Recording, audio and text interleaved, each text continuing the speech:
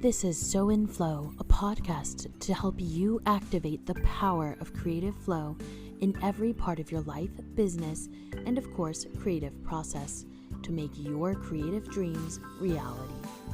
This podcast is produced in collaboration with Seahorse Bookstore, the independent bookstore with a mission to awaken the imagination.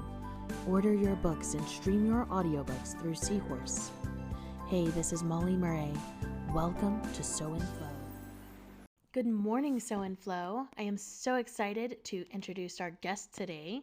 This is Ian Franklin, Catalyst for Success, and Sanna Sofia Kettunen, graphic artist, designer, and author. Know who you are, love what you know, and express yourself accordingly. Thank you so much for joining us today, Ian and Sanna. Pleasure. Looking forward to this. Thank you so much for having us here. So excited that you're here. I would just love to know a little bit about each of you. Could you just tell us a little bit about yourselves and your journey with creativity? Ladies first. I'm Sanna Sofia Kettunen, live in Finland, mom of 3 boys, and always been very creative with a strong sense of imagination since I was little.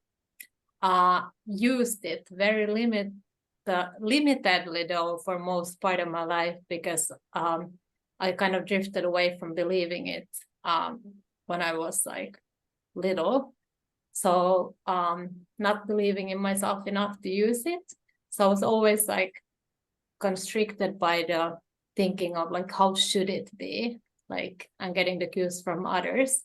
But then I got the gift of regaining it all back and starting to use it in like ways I didn't even know I could by doing my healing journey back to my authentic self.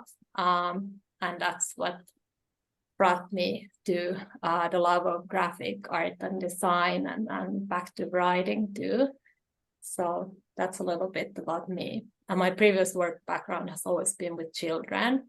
So using my imagination there too, and creativity, but very limitedly. So it was always towards some project or crafts or something, but not really like doing exactly what I want to and thinking that I have the power to do so, even so. Oh, I got chills as you were saying all that. Creativity is a journey of finding yourself, so often as we become conditioned by the ideas and opinions around us and by general culture, we just forget who we are. I would love to hear you dive a little further into that, Sanna. Could you tell us a little more about your journey of discovering yourself? Yeah, it really has been a journey of discovering myself. Back, I would say, that began back in 2015 with just starting like to heal, left an unhealthy relationship, and was for the first time in my life just wanting to or needing to find answers and to myself, like what has happened in my life and why do these things got me here. And it took me like, I would say 3 years from 2015 to 2018 that I was like starting to like kind of like express like my feelings, everything, and like also creatively like needing to express myself, but it was still very like needing everyone outside of me like to help me and support me and like to show me that is this appropriate. But then in 2018 it switched to me really like starting like to think that, hey, I want to figure it out for myself. I need to giving myself the time to really be in silence in my own company and just like for the first time ever in my life to just listen to whatever is like guiding me to create and express, getting back to writing, and just for myself in the beginning before I was like sharing it to anyone else, and in various different ways. So it's been a journey, and slowly starting to share it with the world after giving myself the time to test things around and play around with ideas and creativity in ways I never, not even as a child, would have done. So Wow, that is so powerful. Thank you so much for sharing your story and your journey with us. I really appreciate that you've opened up about that. Lord Ian, I would love to hear about your journey with creativity and more about who you are. I'll answer the last bit first, who I am. I'm a bit of a serial entrepreneur, I suppose is the best way to describe me. For many, many years, 40 years, in fact, I was an international headhunter working in the financial markets, investment banking industry and wealth markets around the world. And I was based in places like the City of London and Geneva, and traveled quite a lot back in the day. I retired from that profession last year in 2022, but in between time and in parallel for the last 25, 26, 27 years, I've also entered the entrepreneurial markets as well as an entrepreneur, and have set up and established businesses. I've closed a few down, I've grown a few, and succeeded and I've failed, and which is all part of the journey of being an entrepreneur.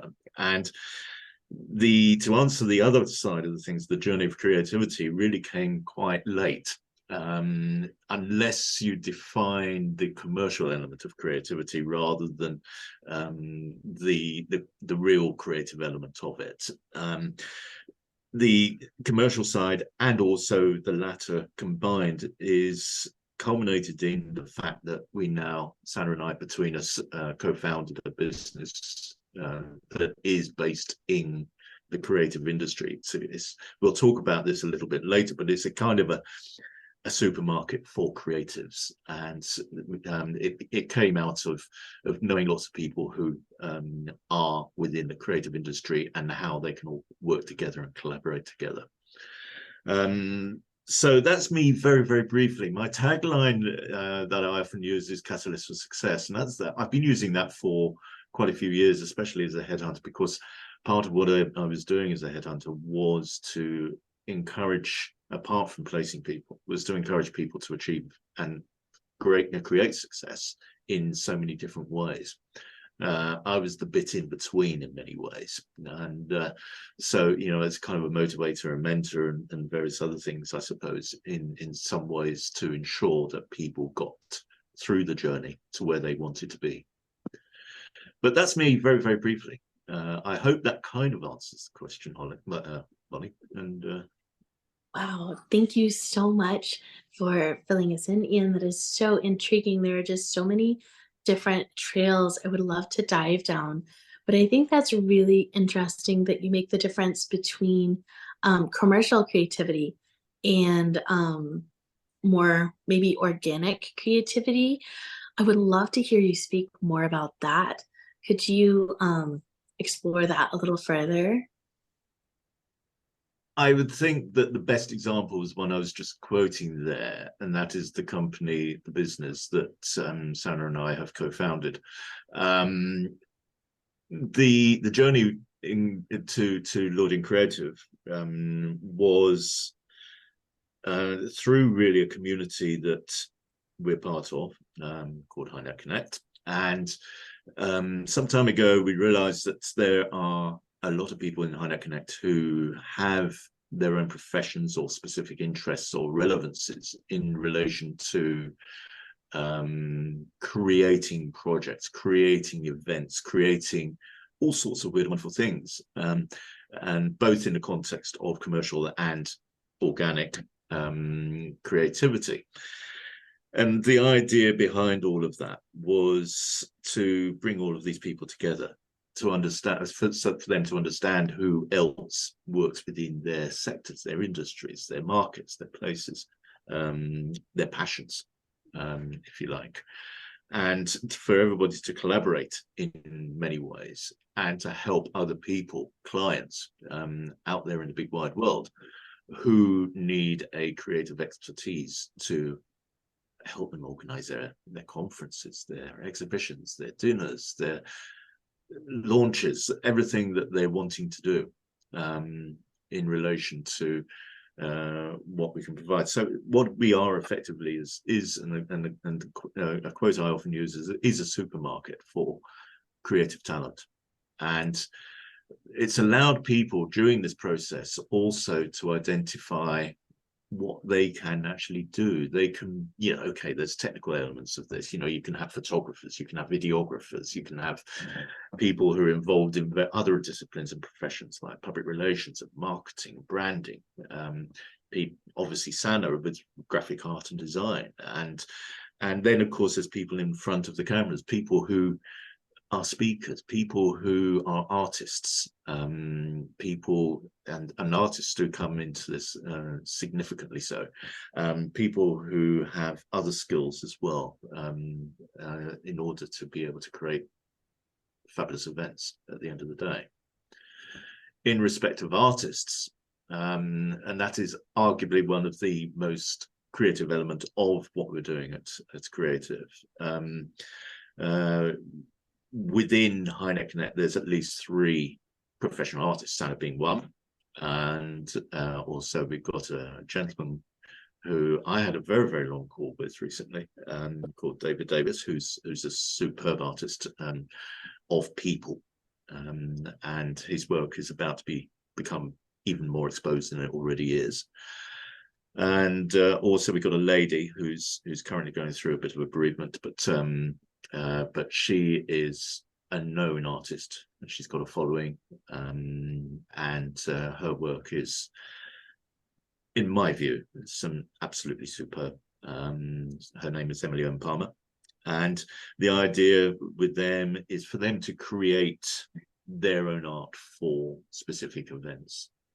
Yes, there's a commercial element to that, but on the other side, there's the organic element of them being able to create something new, something different, based on a sort of instruction and a brief being given by a client. So that's a kind of a brief view to answer your question, Molly. Thank you so much for filling us in. It's so intriguing.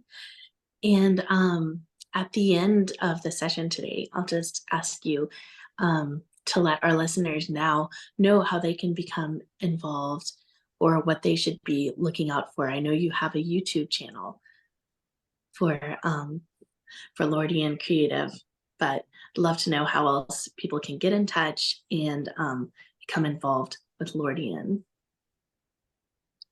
The YouTube channel is for the whole of the Lordian group, incidentally, because there are other businesses within the Lordian group. The others aren't necessarily related to the disciplines of creativity, and so on. But the form of contact that we have, connection, is either through our website at lordian.biz, B-I-Z,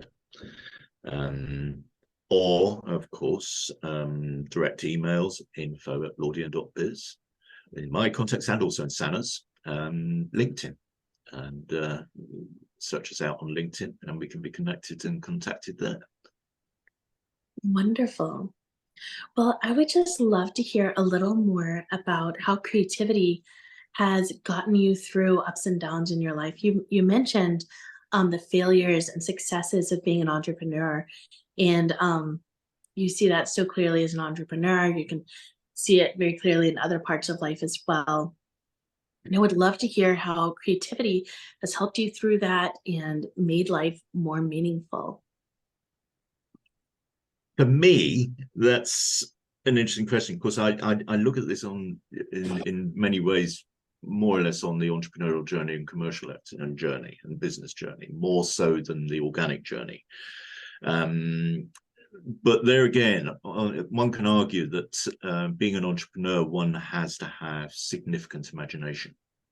And imagination, for me, is when I unexpectedly create a business, which sounds quite absurd, but that comes out of what a lot of entrepreneurs say, true entrepreneurs and serial entrepreneurs say, is that if they do hear or somebody says a word or a phrase that relates to something which could be visualized into something that could be tangible, then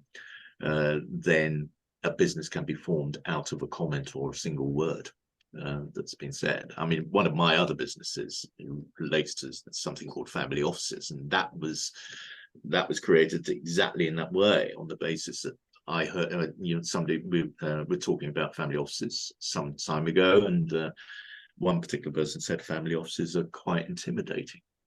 And that struck a chord with me. I thought, hang on, I can do something about this. And the result of which was the launch of a business that simplified what a family office is, and so on. So with me, I suppose, I'm still very much a commercial animal. I'm very much an entrepreneurial animal. But my creativity comes through imagination of what can be turned from something that's, in theory, can be very difficult to do or impossible, into something that is a tangible business. Does that make sense, Molly? Absolutely. And I love that you have brought that up, because one thing about the entrepreneurial world is how incredibly creative it is. I know in the past, I used to feel a divide between business and creativity, but I have found that the more creative I am, the more successful I am in business. And I found the same in the entrepreneurial world. It's the creative people, the ones who are not held in by a box, who are really succeeding and doing so well. Yeah. And thinking in new ways. I love that. For me, the whole word creativity has changed the meaning. It used to be so limited in only project-based, giving yourself time to be allowed to be creative. But for me, it's a way of living. I don't separate it from any moment, anywhere. I think that it's just a way of living, and you want to have it in all aspects of your life. Use your imagination, your creativity, because that is what will give meaning to your life in all areas. So that's how I really see it, really, that it's a way of living. Oh, that is so beautiful, Sanna. And I love how you brought up just the expansive aspect of creativity, that the more full and expansive it is in your life, the more your life grows in every area. And that's really powerful. And I would just love to hear, Sanna, about any ups and downs you've had, and how creativity has made your life more meaningful and helped you through that. Well, it's been a magical journey, really, of finding myself again, but also connecting back to that creativity that was always there, within me, that I kind of nostalgically had this feeling, looking back or remembering when I was little, oh, I wish I could have it back, almost sadness that I cannot, because it's not there anymore. I can't relax into it or trust it anymore. But it was really in conjunction with me healing, having that time alone to get to know who I truly was, and allowing myself to express that. The need to express was so big, and to test things around creatively in ways that I had never thought that I would do, and to as simple as to voice out my own voice. I had kind of lost and forgotten myself so much, because I needed answers from everyone. I was very good in picking cues, also body language, look, how somebody would even look at me, that is this good enough? Am I good enough? Can I do this? So I was limiting my self-expression in all areas, really. Even speaking out things that I was thinking, not even listening to what I was thinking, what's my thoughts.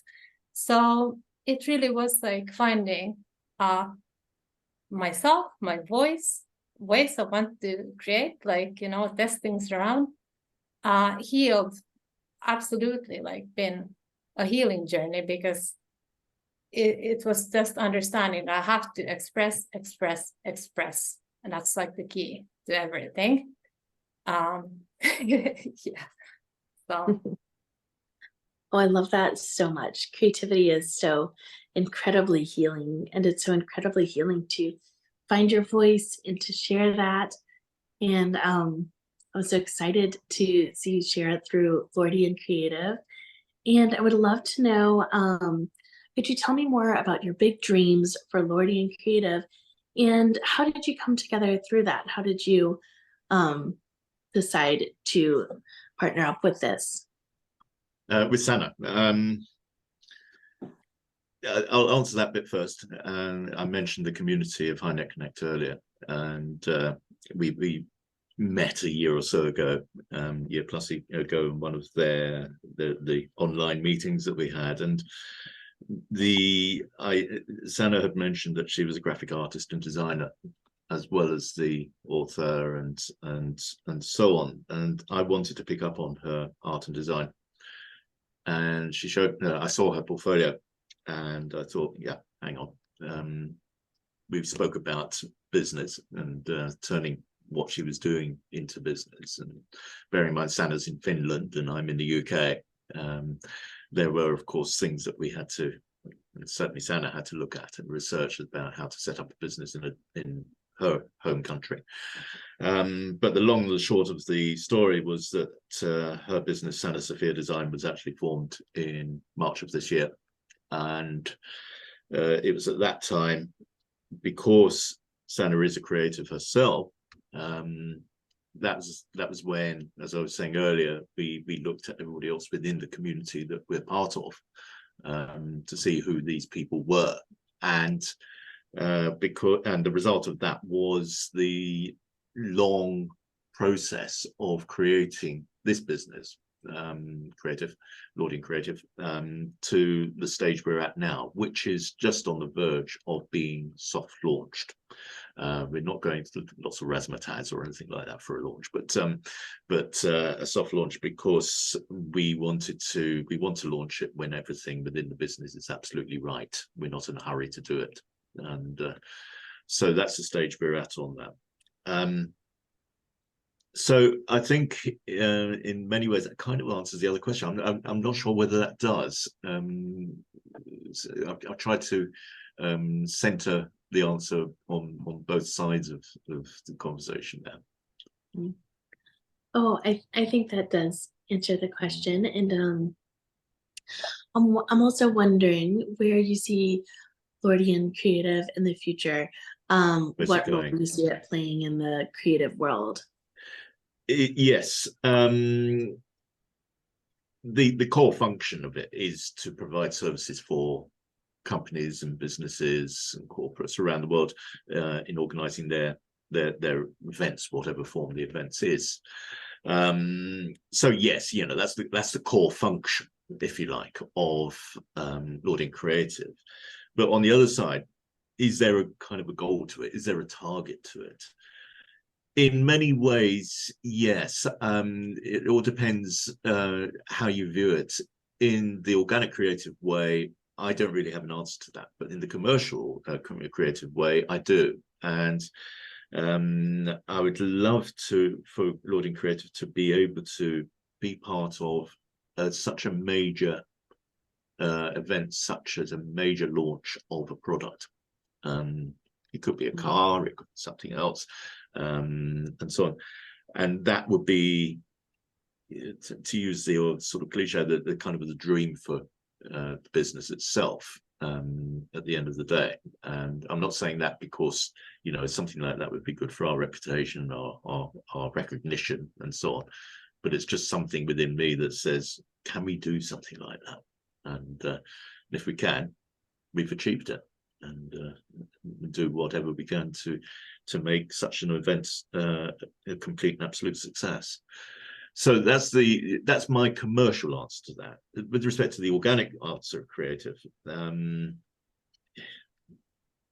things can move in different ways. Things can go off in different directions over a period of time. I think time will tell on that one. That's something I can't tell the future on. And I'd like things to happen, but I'm looking at a 5-year plan on that, and seeing what could occur.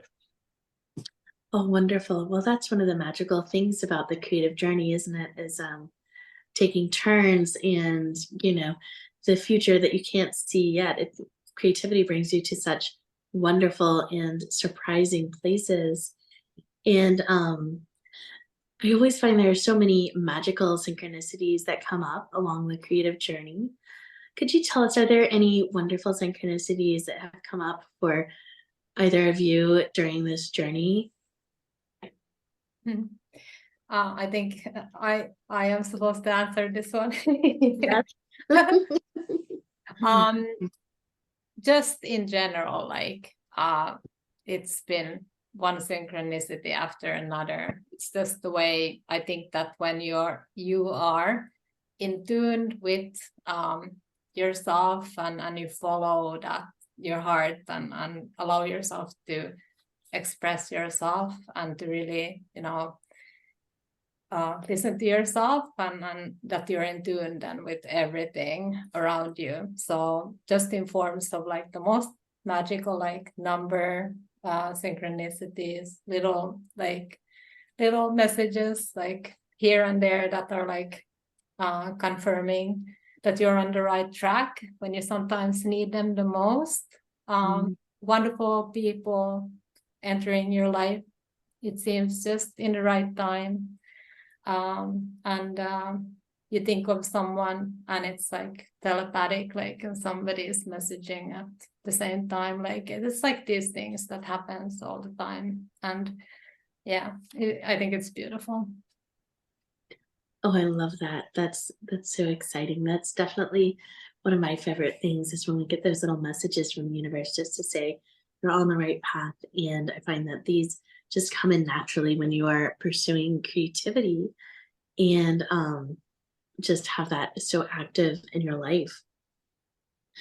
Now, I'd love to go back a little bit more, and I'd love to ask both of you this question, about a time you met failure or rejection or a challenge in your creative career, and how you overcame that. Like, I'd love to know, what did that experience teach you? I'll answer as an entrepreneur and the commercial element of that, and you get failure regularly. I encourage failure sometimes, not with Lordian Creative, I hope, but failure is all part of the travel of being an entrepreneur, and the directions one goes. Of course, this is quite simple on the basis that everybody does learn from each failure that you have.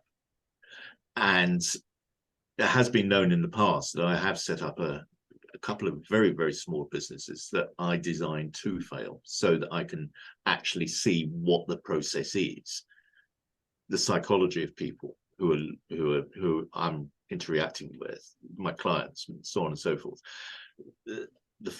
To an extent, the financial element of it, and so on. And if a business that I set up to fails, then I've achieved something, because I've learned from that, and not to include what I did into my next enterprise, whatever that may be. So failure in that context is, to me, something that has to happen to succeed. And there's an old saying, you go through hell to get to heaven. Sometimes failures can be a little bit of a downer, but sometimes they can be something that you really do encourage, and you really need to have happen. And often I've found as an entrepreneur that bad times that we've had a pandemic recently, recessions that go on, a lot happens that is successful in downtimes. And as many people will echo, that a lot of businesses and a lot of successes have been created during the pandemic. And pandemic went on for long enough for this to occur, and so on. So again, whilst I don't look forward to a pandemic, nobody does, but on the other side of the coin, use it to create and to succeed at the end of the day. Yeah, I would share a personal like challenge, I would call it, with just in conjunction with tuning back with creativity and starting to find my voice again. Was not easy in the beginning because I was moving from something like away from something that I was used to into the unknown. And that led me on a very lonely path for many years. And so to be afraid of being alone, listening to your own voice and intuition and your heart, and then not having the support that you yearn for from the environment was very challenging in the beginning, but was exactly what I was meant to do. And I was also going through my privacy being tampered and somebody getting into my like tech and stuff. So it was not that easy to get back even expressing myself and expressing my voice online, getting on Facebook and everything, doing a live took me many weeks to just get the connection. And it's been quite a lot, but I was meant to go through that journey. So I see everything happens for a reason. And like Ian said, that we, you know, they are all like building up our strength and all these things that come to our life, that it's not supposed to be easy either. We just choose we have to choose to see it as a gift anyways, and that we're strong enough to get through and build our resistance from it. I think that's a key point, actually, because there's the two R's. The two R's are resistance and resilience. And, you know, what Sanna says there, what I said earlier, I agree. I mean, it does encourage the two R's, basically, to occur, whether you're in business or whether you're doing creativity or anything else in your life. Resistance and resilience are the key things. This is how we survive through life. This is how we survive trauma. This is how we succeed. And so often failures can seem like the end of the road, you know, like an ending, when instead we need to see them as a natural part of life. And that's just so much healthier to encounter failure in this way. Could you give any advice for someone who is encountering a failure or a rejection right now? What would be your best advice for them as they go through this? In wearing my business hat, wade through it, do it, be patient. Yeah, it's so easy to say that because a lot of people will be full of different emotions if they're going through a situation like that, especially if they've never experienced something as critical as an objection or failure in that sort of way. But again, as I was saying a few minutes ago, it does build up your resilience in many ways. And if you can find ways to wade through the mud swamp, as it were, to get to the other side, continue to do so. Try not to drown. It's so easy to say that, and some people do, of course, but you know, it just makes you stronger for the next enterprise, the next business that you create, and makes you more determined if you do get to the other side of that swamp. Yeah. Yeah, I would also remind of like the contrast of things that when you go through like things, challenging times and stuff, then when you get on the other side of them, like something that has felt like the end or like a horrible time, that the amazing feeling it will be once you do it, and it's all like leading up to that.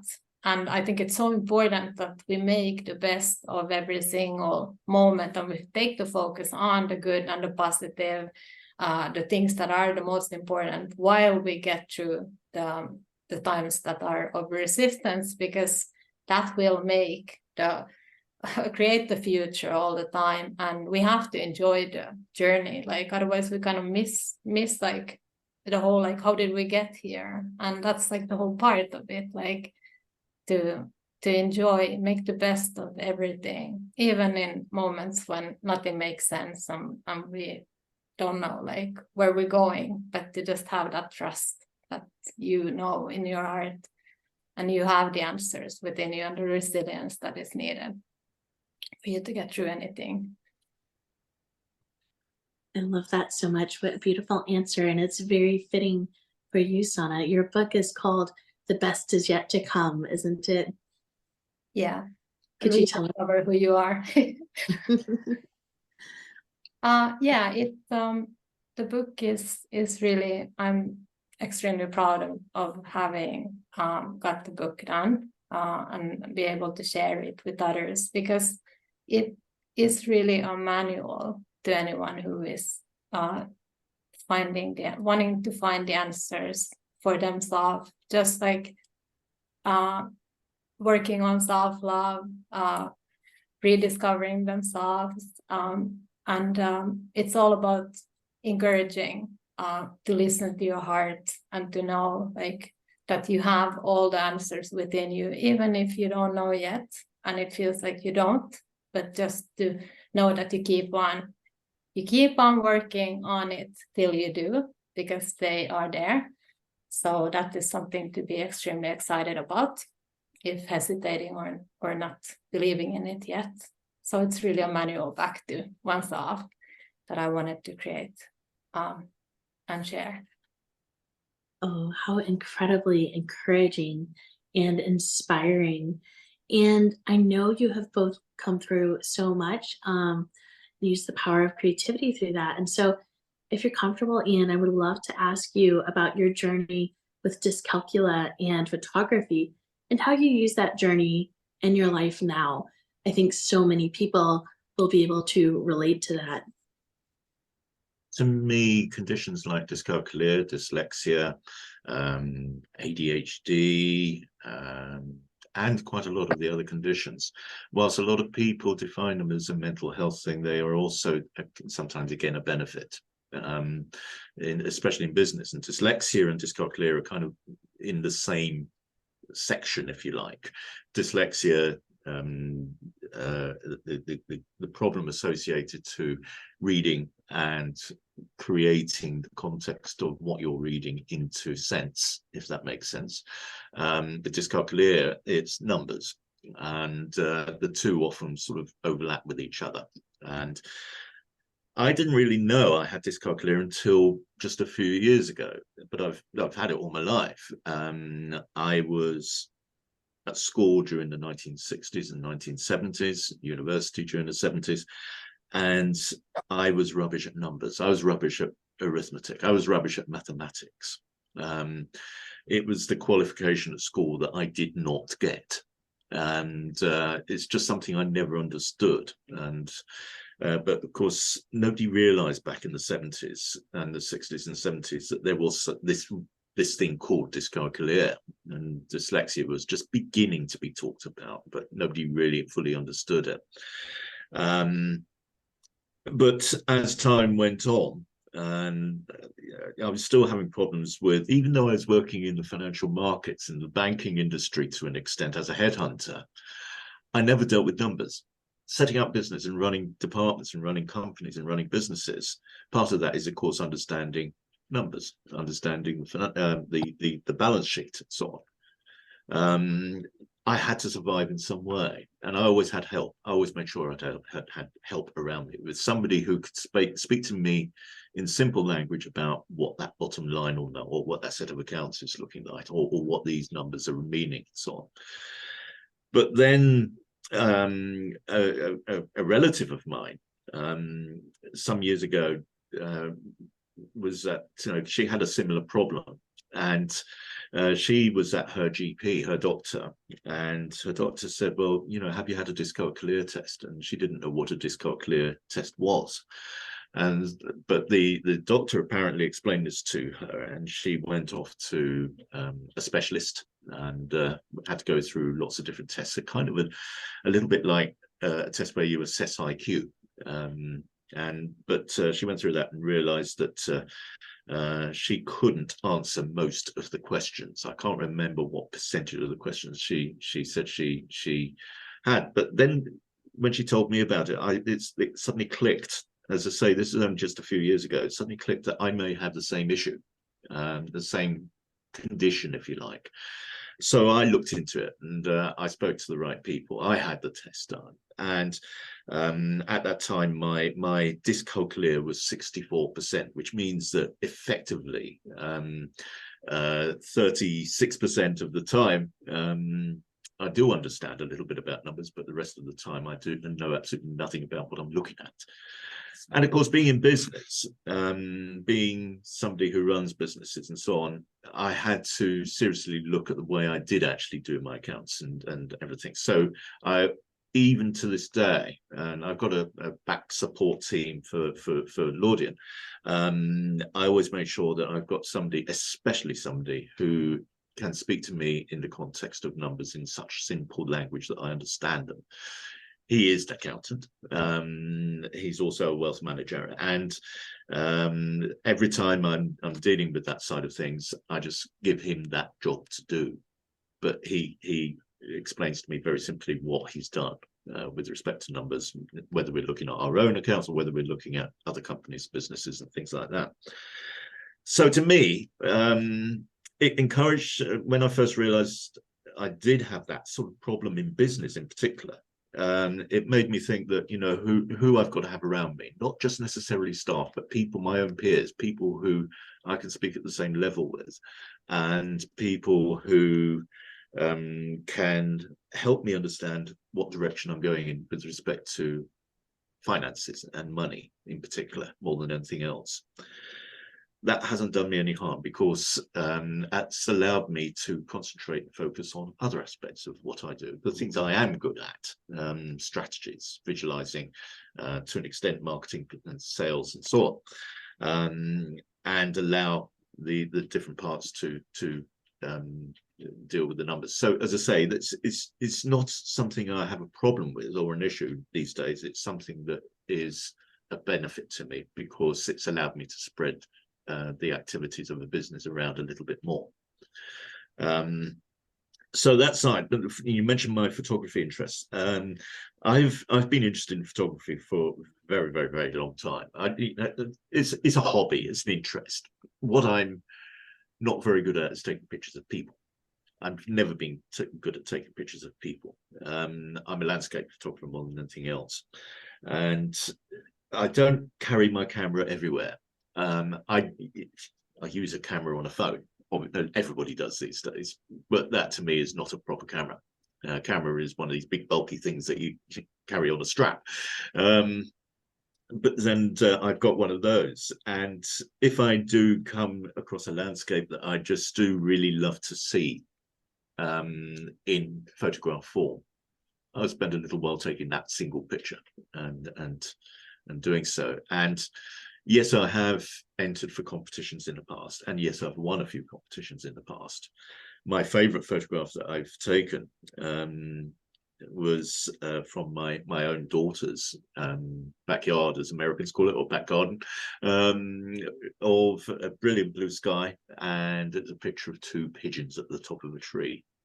Now, that's difficult to imagine as being a good photograph, but for some reason, other people said to me, that's a brilliant photograph, you've got to enter it. So I did enter it for competitions, and I won a financial reward for it, and so on. But there are a couple of other photographs that I've got and I've taken that have got to award status, should I say, not reward, award status as well. But as I say, that's just a creative interest, a creative hobby. It's not something I focus on, without using the pun. Oh, it sounds so good, though. I would love to see that photo. It sounds very powerful. The pigeons. All right, I shall send it to you, Molly. And thank you for taking us through that journey. That's something I've realized over the years as well is that neurodiversity is a superpower, seeing the world through a different lens. It does help you to realize what you're good at and what you're not. And it is a journey of releasing that conditioning and the things that aren't a fit for you as much as anything. If I can briefly add to that point, actually, Molly, it's becoming more and more so and more well known that some of the most successful business people in the world are dyslexics. And arguably one of the most famous dyslexics in the world is Richard Branson. And he campaigns a lot now on behalf of dyslexia, and as well as, of course, still being Virgin and Necker Island and his other interests. But there are a lot of very well-known people who are dyslexics, including celebrities, actors and actresses, TV presenters, politicians. So all areas of life and all areas of professions. Some of the most successful are dyslexics, and quite a few are dyscalculias. I love that. And I would just love to know, Lordian, like, why do you think that is? What do you think is that correlation between dyslexia, dyscalculia, and success? I don't know. I've often tried to ask that myself that question, and I don't really know what the answer to that is. It's not a case of, you know, we try harder than everybody else. We don't. You know, it's just we look at things through a slightly different magnifying glass, I suppose. And for people who are not dyslexics or dyscalculias or ADHDs, Asperger's, or of course Elon Musk, the richest man in the world, has Asperger's, and other techo, shall we say, leaders, people like Zuckerberg and so on, also have other conditions like ADHD and so on. So people who do have neurodivergence conditions, or just straightforward conditions in various other ways, do look at things in a slightly different way than those who don't have the conditions. But it's difficult to really pinpoint what that difference is between you and I in that context. It's definitely a fun subject to explore. It's one of my favorites, I have to say. Oh, it's one of my favorite things to just explore why that might be, and just that people who see the world so differently often do stand out of the crowd so much.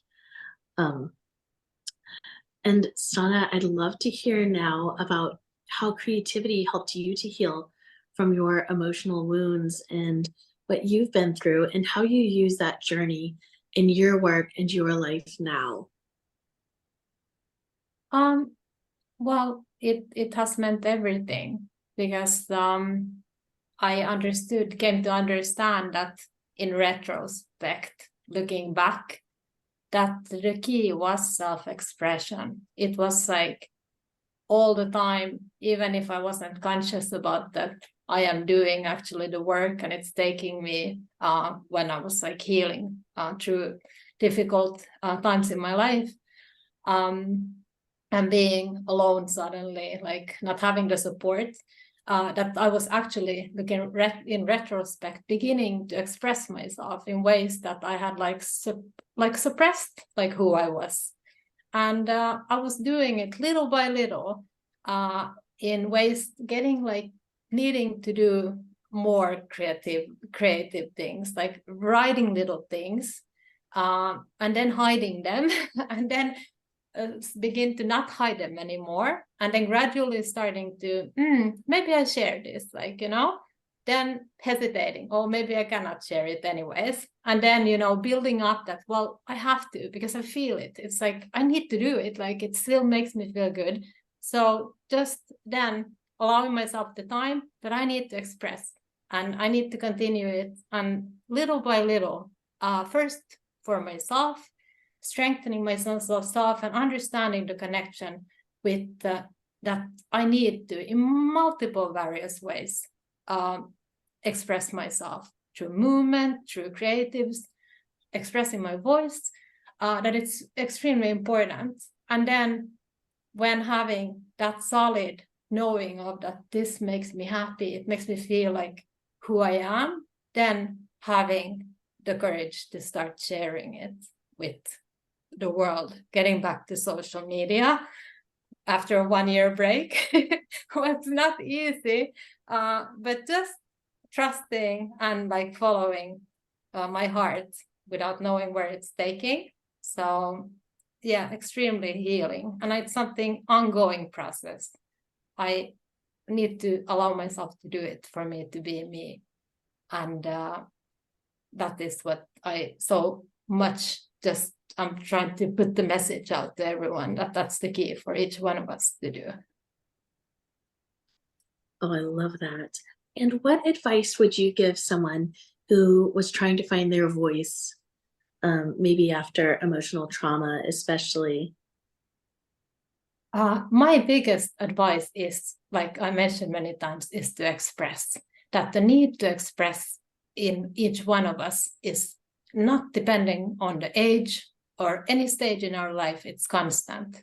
And one of the things that when I was, for example, writing the book, in retrospect, I would have allowed myself to write even between the days when I did not write for the book, just for me to truly allow myself to express even the frustration, even all the not so good feelings, that we just have to find our ways, multiple different ways to whatever we are feeling, whatever we are going through, emotions, the difficult, the wonderful stuff, that we are meant to find ways to not hold them within ourselves, to just release them. Sometimes it's a matter of meditation, learning how to relax, getting out in the nature, writing to yourself, whatever like it is, but that we keep on working on it, and you give yourself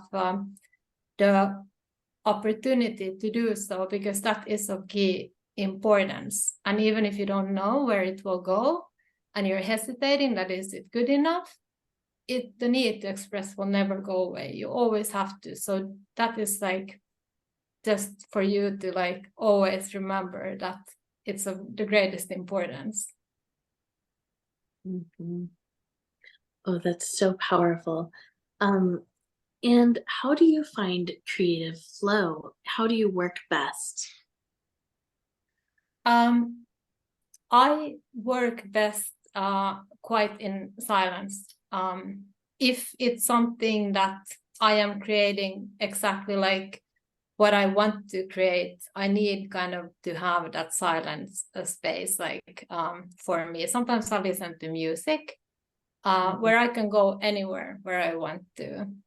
Obviously, if it's a work for someone else, then there's always like that as a guide, like, you know, the message, what am I supposed to create that is of most important. But still then I work best when I am completely in tune with like getting into it in my own, like and I would say mornings are for me the best time, where I find myself just like in extremely relaxed like state, and just think it's the most magical time to create. I also love to create together with other people, and that's a different kind of like cooperation and stuff, but I think it's important to have both things in your life. Mm-hmm. Oh, that's so powerful, because for our listeners here, I just want to say how incredibly consistent Sanna is. She creates new art every day for her followers, which is just so powerful. I'm always touched by what you produce and what you share. And it's just such a joy and an inspiration to pop onto social media and see what you've created today. I think it's quite incredible. Oh, thank you. Mm-hmm. That means a lot. I'll echo that. So very much so. And I think in some ways I do the same. I like working in quiet. The advantages of working from home are there to be able to work from quiet. I don't listen to music or anything like that in the background, because that's, to me, can be a distraction in so many different ways. But I lead, my working day is very regimented. Unless I have to travel somewhere, unless I have to be on calls early or late in the day, a normal day is just, I use the same time plan every single day. So to other people that would seem quite boring, but it works for me, and it allows me to balance the responsibilities of having 5 different businesses, and what my role within those businesses are and is. Mm-hmm. I think that's a very powerful point, as well as finding what works for you. Did that come naturally to you, Lordian, or did you have to discover that over time? Discover that over time, yeah.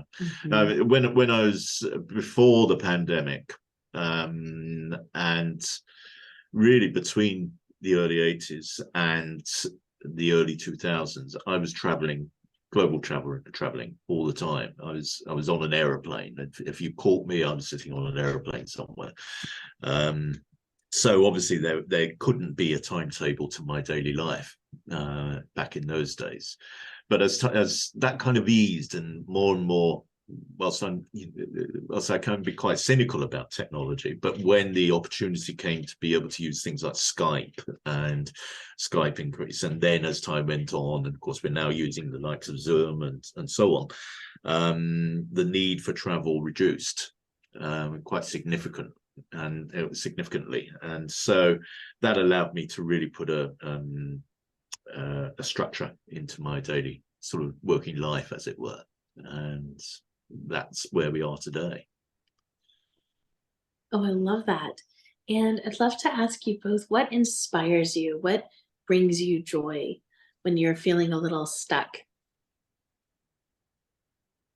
I have many things.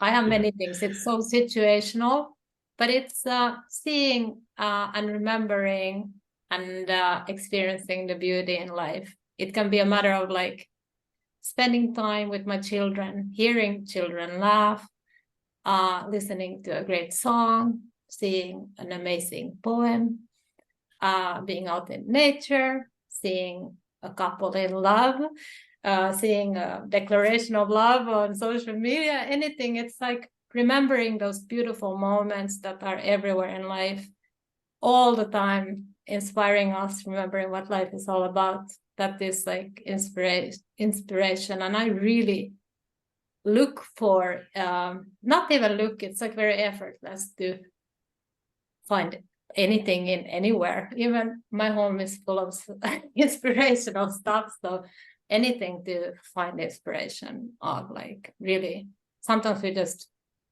are so stuck with feeling not the good feelings that we just have to kind of like remember, oh yeah, just look into that corner and find something, inspirational, or listen to a 9-year-old laughing, and I'm like, okay, life is the way it's supposed to be. So I think for me it's not too dissimilar actually in many ways, because but there are again 2 parallels in a personal context, very much similar. I mean, you mentioned nature, for example, there, Sanna. I mean, nature to me, living in the UK, living in Yorkshire, which is a beautiful county, being able to go out and get lost in Yorkshire is something that's a nice thing to do, as it were. The scenery, the beauty of the country, not just Yorkshire, but the whole of the country, and of course the scenery and the beauty of many parts of the world. And that to me is just seeing that is visual delight. It's it is something that affects you and puts a smile on your face. But kind of stepping over the line into business as well, is I love success and seeing other people achieve success. Now, success can be defined in so many different ways. I don't regard money as being success. The money is, as many people will hear me say, is a byproduct of success. But having seen somebody achieve something that they set out to do, no matter what level of achievement that is again something that puts that level of satisfaction through me, that smile on my face, an achievement in so many different ways. So there's lots of things like that, and lots of things that could get, we've got our own hobbies and interests and things like that. I enjoy music amongst other things. I enjoy food, I enjoy cars, and all of those put a smile on my face and just keep me going psychologically, together with my other hobbies and interests. And I would think Sanna is very much the same. Oh, I love that. Now, could you tell me as we close today, what is your favorite advice for the creative person who is listening to this podcast? Sanna? My favorite advice is to just really give yourself the chance to create and express yourself exactly how your heart is guiding you and how you want to, because you cannot go wrong with that. You cannot go wrong with that. And we so easily compare with someone else of how it should be. Just switch that around to what can it be for yourself? What can you create? What do you want to? Because so easily, and that's how it was with me, it was constrained by thinking, how should it be? Then you flip it to what can it be? And it makes all the difference, and allow yourself to create. And yeah. I think also, if you are creating something that's tangible in the form of art or photography or whatever the case may be, just keep doing it. You may not like it yourself, but other eyes do. And keep going at it, keep doing it. Use it sometimes, but use it not just for other people, but use it for your own satisfaction and your own mental reflection. Yeah, absolutely. I think that there is the thing that would you do and create, and does it bring you joy to do so? That is there, then you should always give time to do it and pursue it, because then many times we hold back when it's about sharing it to someone else. But to remember that then that is the gap there between that. If you're holding yourself back just because it's like the sharing aspect, but otherwise you love it and you enjoy it and you believe in it and it makes you happy, so why not share it? How can you go wrong with that? That is so true. And I just so firmly believe the world is a better place when you share your creativity and you share your soul. And I'm so excited for our listeners to be inspired by you both. And I'm just so thankful that you hopped on this morning to speak to the Soooo Flow podcast and to chat with me. So thank you so much, Lordian. Thank you so much, Sanna Sofia. This is such a beautiful conversation. I'm very thankful for all your thoughts. And before we wrap up, I would just love to know how our listeners can find you. You mentioned before LinkedIn and Facebook. And if you could just tell us again the name of your book, Sanna, and remind people where they can find it as well. It's called The Best Is Yet to Come, Rediscover Who You Are. And it's available on Amazon as paperback and Kindle. Yeah. Mm-hmm. And I'm on LinkedIn, on Facebook, and then also on Instagram. And I also have a YouTube channel, but I need to get back to it.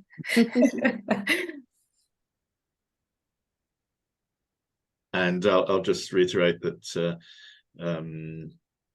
contact can be made through, again, LinkedIn, if you search me out. And for people who are on LinkedIn, there are a couple of Ian Franklins on there, so just put in M Franklin there. And if you see this excessively good-looking bloke with a black suit and a nice gold tie, that's my body double. On the photo, and that's on LinkedIn. Otherwise, there's the website at lordian.biz, LORDIAN, and it's .biz, B-I-Z, and contact us through there. I'm not on Instagram, but I am on Facebook. And that is the only other social media that I actually use apart from LinkedIn. And my email, if you can get through to me, is info@lordian.biz. Wonderful. Well, thank you so much. And I'll make sure that I drop all the links below the description in the podcast as well, if anyone wants to look. Thank you both so much for coming on this morning.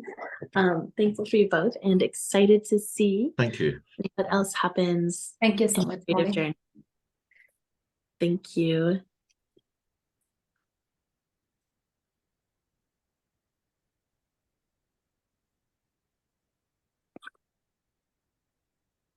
Thank you so much for listening. Thank you for sharing your time and your energy and for sharing your creativity with the world. I would love to give you an invitation to create the magic of flow in your life and work, because I know that the world is a better place when you create the visions on your heart. If you would love to focus and become immersed in creative flow, no matter what else is going on in your life, then hop on my website, SooooWithMollyMurray.com, and download 15 minutes to focus and flow for free. If you would love inspiration on your creative journey, join the Soooo and Flow book club through my email list. Join us each month to explore creativity and spirituality. If you would love community and accountability on your creative journey, I would love to invite you to join the Luminaries Creative Collective, a community where you can take part in lush, inspiring creative gatherings. If you would love to become a thriving creative, I invite you to apply to become a luminary through the Luminaries Creative Collective course for thriving creatives. Experience the magic of flow in every part of your life. If you would love support along any step of your creative journey, then reach out to me about my lush one-on-one creative mentorship packages. This podcast is produced in collaboration with Seahorse Bookstore, the independent bookstore committed to awakening the imagination. Order your books and stream your audiobooks through Seahorse. I am so excited for you to create the impact you deserve and to truly thrive as a creative. Together, we are changing the world in wonderful ways. If this discussion piqued your interest, I hope you stay tuned for the next episode.